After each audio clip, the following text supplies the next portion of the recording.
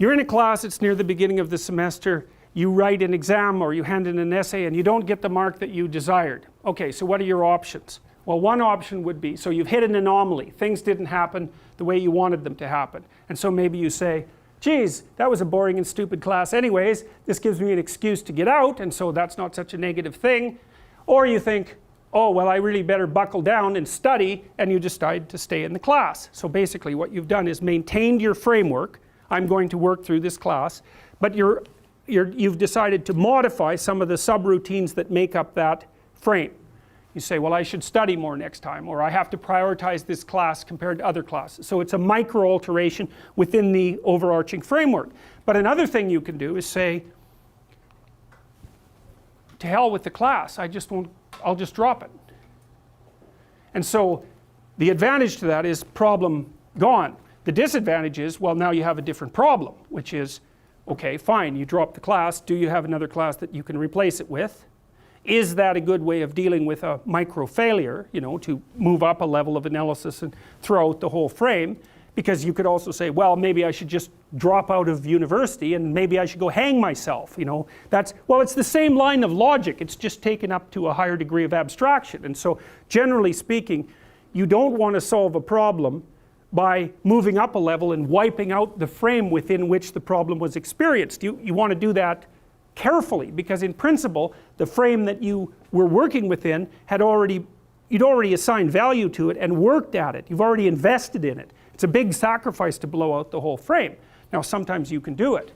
So anyways, what happens is, well, you get the bad grade and you're upset about it, and so you've been plunged from your happy, satiated state, let's say, into a state of relative chaos. And the chaos is, oh, I hit an obstacle, I didn't expect it, and now I don't know what to do. And so what does it mean to not know what to do? Well, it can mean I need to study harder. It can mean I should drop this course. It can mean I should major in a different subject. It could mean maybe I shouldn't be in university. It could mean maybe my future plans have been formulated badly. It can mean my future plans have been formulated badly because I don't understand myself very well and I've been telling lies about my past, right? The thing can really expand on you.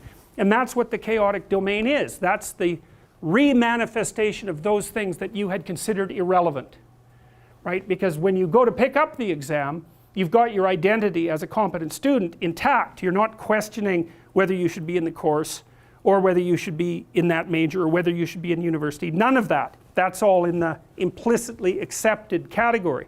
And as soon as the anomalous event emerges, all of those things that you had rendered axiomatic start to become questionable. And that's like the shark coming up from the depths to pull you down.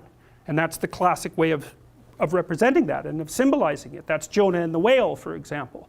So it's something is manifests itself from the deep unknown and pulls you under, like an alligator at a water hole, which is, I'm sure, one of the sources from which we derived that particular kind of mythological representation. Because you can imagine that when we were on the veldt, after living on trees, we had to go down to the damn water holes, and you've watched enough nature programs to know what a Nile crocodile can do to a water buffalo. It's not pretty. And so to go down to the water, the chaotic water, and the source of all life as well, right, is to risk an encounter with the terrible thing that lurks in the depths. And so we use that as a central metaphor for mapping the sorts of things that happen to us in a much more abstract space. And you know that because one of the things you're going to do, let's say that the professor, there's a professor obviously who gave you the bad grade. Okay, so one logical presupposition is that you're in some sense insufficient in relationship to the course. But another logical and instantaneous categorization is to throw that person into the category of malevolent predator. And you'll do that by becoming upset and cursing the person in your imagination.